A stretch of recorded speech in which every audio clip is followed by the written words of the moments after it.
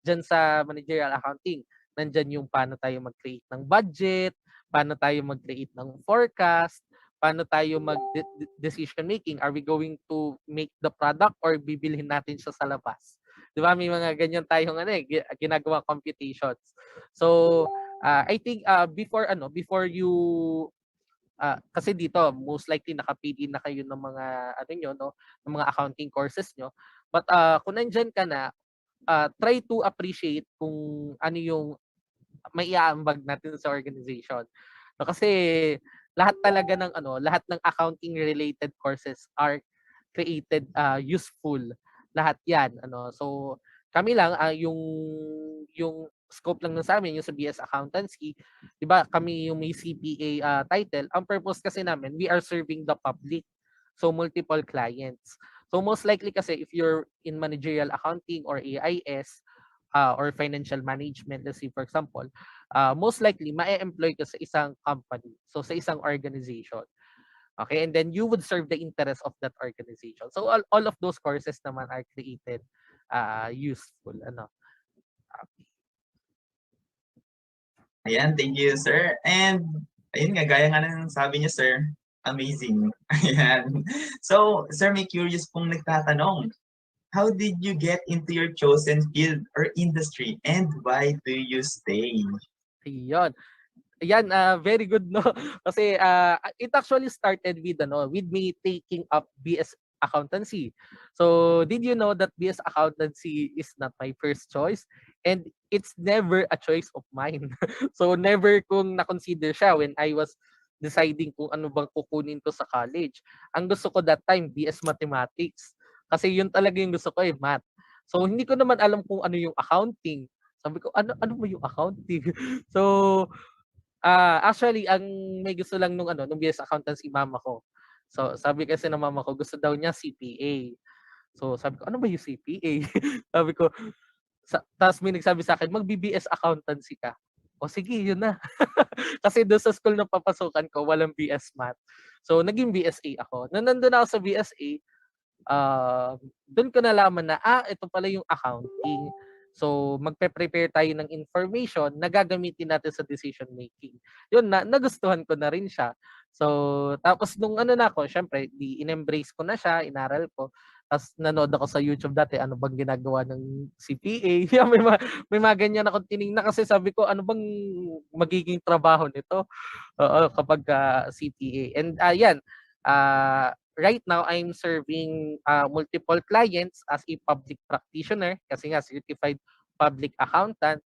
So just imagine yung mga lawyers and doctors natin. Parang ganun. They are serving multiple 'di ba? Multiple clients and multiple patients. So ganun din si CPA. And yun nga, as a CPA nagustuhan ko siya.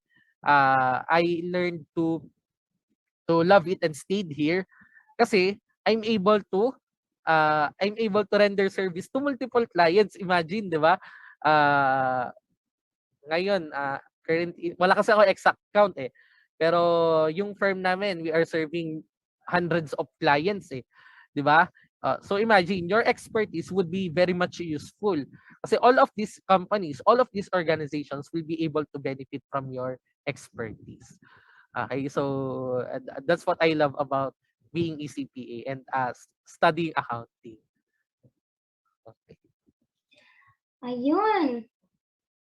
Makikita talaga natin ang grabe ka-passionate ni Sir. And he loves math daw. Wow. Sana all, Sir. So for the last question po na nandito, what has helped you to get where you are and what advice would you have for others who want to set off in a similar direction po, like being a top-notcher, being expert in your field po? Ganun po. Yeah. So I think the most important thing that I would say to all of you is to you begin with the end in mind. Yan, nabasa ko yun sa isang book before Dun sa Seven Habits of Highly Effective People. Sabi niya, you need to begin with the end in mind. Okay? So nung nasa college ako, I was ABSA student. So ang isa lang sinabi ko noon, sabi ko noon, I will be a CPA. And every day I would tell that to myself. Pagkagising ko sa umaga, bago ako matulog sa gabi, sinasabi ko, I will become a CPA. Okay? And at that time, talagang in-embrace ko siya. I know that CPAs are important. So similar to, yun nga, similar to doctors, similar to lawyers, similar to other professionals, this is important. So this is not just me trying to achieve a title. This is me fulfilling also my responsibility, 'di ba? So medyo parang ganun siya. Okay, and then aside from that yung always try to to find the fun, okay, in studying kasi when you're learning, 'di ba, minsan kasi parang mag-aaral na naman ako, ganun. But just try to appreciate what you are learning.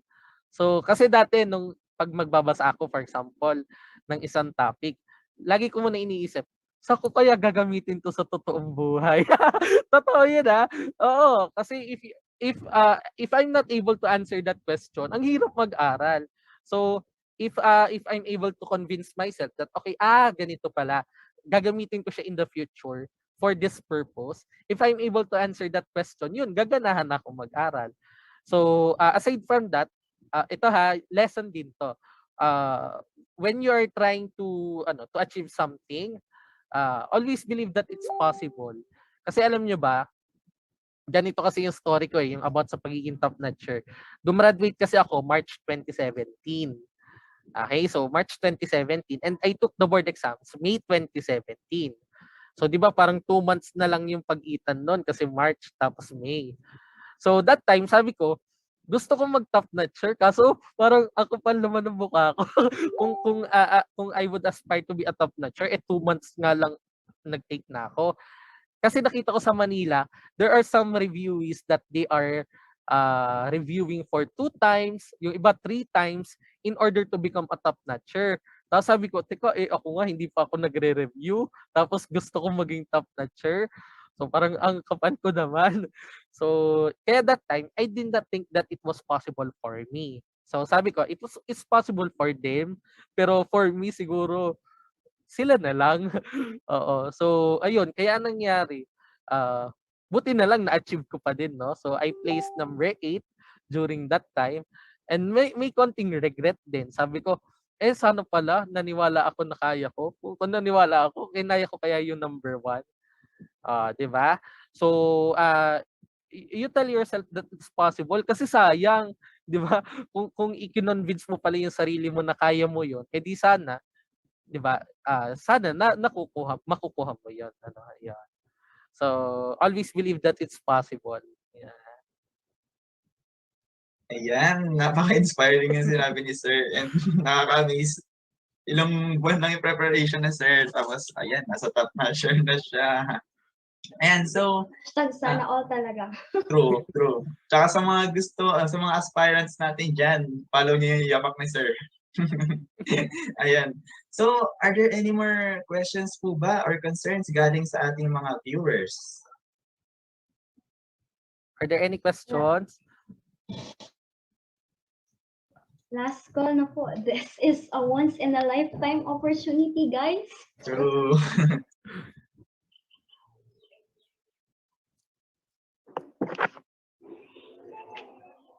By the way, for those na yan, I think kasi nagkaroon nga tayo ng short demo about the system, about SysConnect, which is a project for my clients. For those who want to know more about the system, meron din akong parang short video sa YouTube channel ko. Yan, i-search niyo lang yung name ko. So that's John Michael Maglinaw. And makikita mo yung video about the system. Uploaded ko nung isang araw. Basta recently lang. So if you want, parang kung medyo nabitin ka dun sa demo, I think yun, baka interested ka panoorin. Yan, good. Ay, teka lang, ito may nakita ko question. May backup po ba ang AIS? Since online po siya. Kasi ang database kasi natin, pwede siyang local. So yun naka-store sa computer or cloud. Yung SysConnect kasi that's cloud. So may option ka to manually backup your files. So pag manual backup, ida-download mo siya. But yung cloud service natin na yon, powered by manager, meron siyang automatic backup function. So kapag yon, I think kunyari magte-terminate ka na ng subscription, ibibigay na nila sa iyo yung backup file mo. Okay, so yan, kung ayaw mo na kunyari gumamit ng system or magma-migrate ka into another, yon, ipo-provide sa iyo yung backup. Yeah. So good question, no, yung about sa backup. Sir, may curious na naman po. Yes, sure. Ang question niyo po is, sa isang company po, sir, ilan ang accounting software ang ginagamit nila? Okay. Most likely in a company, ang na-encounter ko, isa lang talaga yung accounting system. Okay, and then depending on your role in the organization, may certain portion lang ng system na maa-access mo. Okay, so let's say for example, you become employed in a company as a billing assistant. So kunyari lang ha. So you are in charge with creating sales invoice for customers. Ang maa-access mo lang na part ng system ay yung about customer and about invoices. So kunyari, hindi ka makaka-access ng mga related sa payment, hindi ka makaka-access ng related sa employee. So kumbaga meron tayong mga restrictions. Okay, so depending on your role. Pero kung kunyari, you are nasa upper management ka, na-access mo most of the functions. Yeah. So pero isa lang siya. Within the same system, restricted yung access.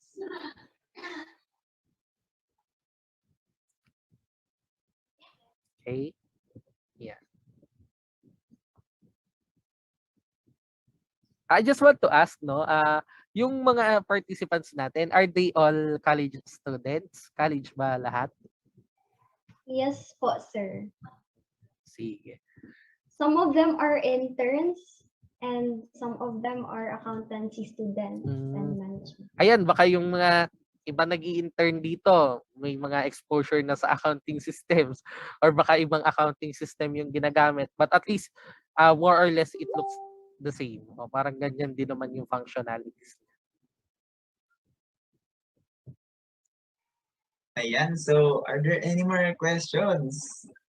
Ayan, sir, may nagtanong po. Sir, may knowledge po ba kayo sa Certified Information Systems Auditor? Yeah, so for CISA, yung Certified Information Systems Auditor,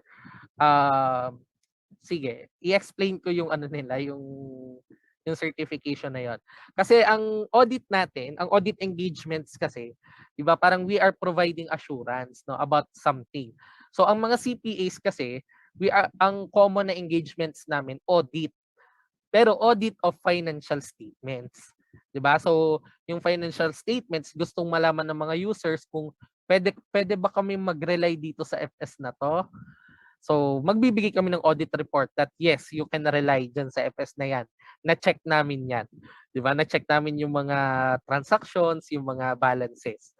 So, you can rely. Okay, ngayon, yung CISA naman, yung Certified Information Systems Auditor naman, ang ino-audit nila ay yung information system. So, di ba, meron tayong system na pinresent ko today. So, ngayon, yung mga CISA, yung mga Information Systems Auditor, i-audit nila yung system. So titingnan nila, yung system ba nakakapag-generate ng tamang report? Diba, yung system ba nire-reject niya yung mga invalid transactions? Okay, so yung mga ganung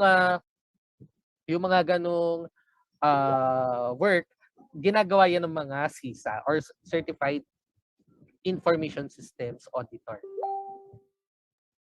Okay. Yan, so Hopefully na-answer ko yung question. yes.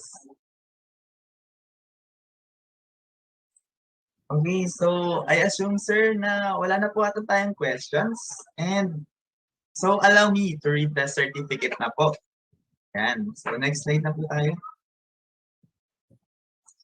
Yan. So Certificate of Appreciation. This certificate is awarded to Mr. John Michael Maglinaw, CPA, for imparting his invaluable insights and expertise as a guest speaker during the accounting online show entitled Account Talks All About Accounting, Episode 8, Accounting Information System, Bridging Accounting Through Technology, held on 4th day of February 2022. Signed by our country manager, Mr. PJ Yuson, and accounting head, Ms. Janelle Peseño. Yan, sir. Thank you po. May we request rin po the tech team to please take a photo for this once in a lifetime event. Ayun.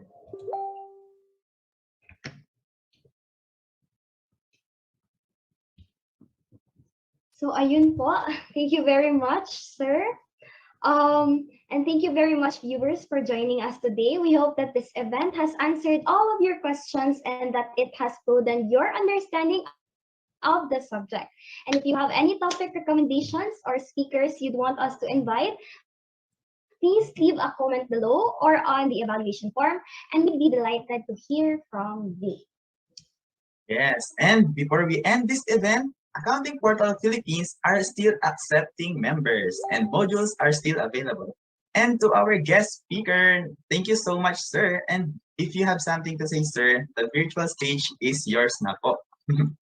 Ayan. So, thank you so much, JD, Myrtle, and everyone from Accounting Portal for inviting me. I really enjoyed this event. No, I was able to talk about a topic that I really love, yung accounting information system, not only to my clients but also to students like you. I think this is your project is really really unique. Kasi when I was a student, talagang never pa ako nakakita ng mga ganitong topics, no? So, kumbaga na-explore ko lang siya when I was already a professional. So, for everyone in the team, so thank you so much. So, I hope you grow your group. So, ayan. And if there are any questions related to my topic, you may always reach out to me. So, yan, you know my name naman. Makikita nyo ako sa Facebook. I would also provide my email here. So, lalagay ko yung email ko if you have some questions. And then, yun nga, you can follow me on YouTube para makita yung About SysConnect. The free trial registration is also available there. Nasa description lang ng videos. Okay, so yun, thank you so much ha. Hopefully we are still connected. So mag-usap-usap pa rin tayo, no. So para in the future. Thank you. Yes, sir. Thank you so much po for answering the Photo op. call. And ayun. Let's have a photo op po. May I call on the technical team to please take it away?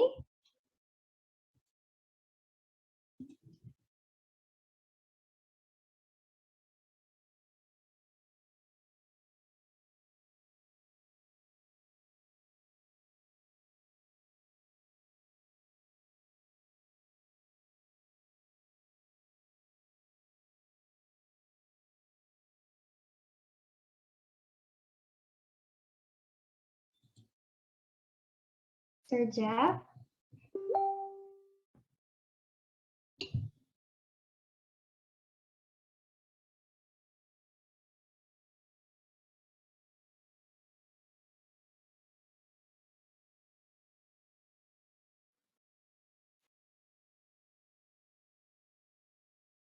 Sige, ako na lang.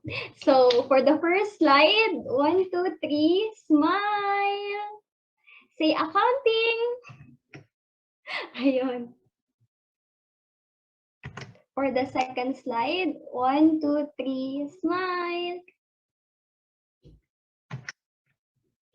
Ayun. Thank you very much. So, partner, ano nang sunod? Okay, ayan. So, until next time, I am JDMar A. Chua Tanduat. And I am Myrtle Espina. And this is all about accounting, Account Talks. Thank you, everyone. Thank you, sir. Thank you, sir. Thank you, sir. Thank you. Thank you Have po. a nice Thank you, day. sir. Thank you po. sir. Thank you po, sir. God bless. Thank you po, sir. Thank you po, Thank sir. Please don't forget to answer the evaluation form. And follow nyo si sir. Yan, subscribe to his channel. Damihan Mag-subscribe nyo. ko ako later. Tapos, yung evaluation form po, yung basis namin for certificate.